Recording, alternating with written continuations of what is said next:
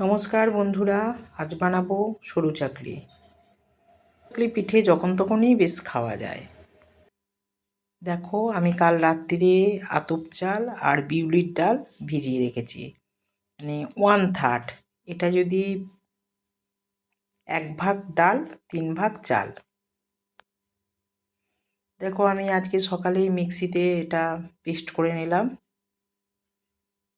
আর একটু আদা আর মৌরি বাটা দিয়েছি। দেখো, এটা যেহেতু বাটা, সেটা দেখবে একটু পাতলা করে গুলতে হবে, খুব বেশি মোটার দরকার নেই। যত পাতলা হবে ততই সুন্দর খেতে হবে। দেখো, আমি ফ্রাইং প্যানে তেল দিয়ে দিলাম।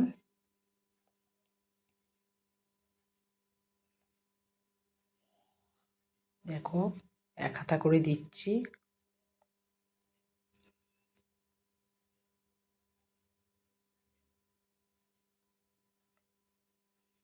খুব সুন্দর খেতে হয় কিন্তু। দেখো, আমি একটু উল্টে পাল্টে দিচ্ছি। মানে দক্ষিণ ভারতীয় মানুষদের যে ধোসা হয়, ধোসাটা একটু অন্যরকম, একটু ওটা পচাতে হয়, পচিয়ে তবে করতে হয়, গন্ধ বেরোবে তবেই। আর এটা বিশেষ করে বাঁধাকপি দিয়ে খেতে খুব ভালো লাগে। তা আমি বাঁধাকপি দিয়ে খাবো না, আমি একটু মিষ্টি জাতীয় জিনিস দিয়ে খাবো। দেখো, পরপর করছি, আর কি সুন্দর উঠছে। যদি এই সব জিনিস তাওয়া থেকে ওঠে ভালো, দেখবে খুব ভালো লাগে করতে। পাটিসাপটাই বলো, সরু চাকলিই বলো, ধোসাই বলো। আমি কোনোদিন ধোসা করিনি, যাই হোক একদিন চেষ্টা করব, হয় নাকি দেখব।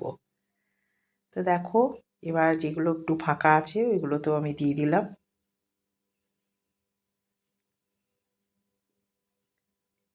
দেখো, উল্টে পাল্টে করছি, কি সুন্দর সাদা ধপধপে হয়েছে। তাও একটু আদা বাটা মুড়ি বাটা দিয়েছি বলে তাও একটু কালারটা হয়েছে, নাহলে আরও সাদা হয়। যাই হোক, আমার কমপ্লিট সরু চাকলি করা। এবার ডিস্ট্রিবিউটের পালা। একজন খেতে চেয়েছে, ওই জন্যেই তার জন্যেই আমি করেছি।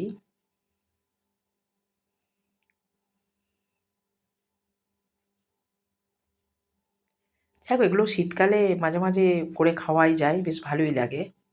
আমি আবার গুড় দিয়ে খেতে ভালোবাসি, আমার বান্ধবীরা আবার বাঁধাকপির তরকারি দিয়ে ভালোবাসে খেতে।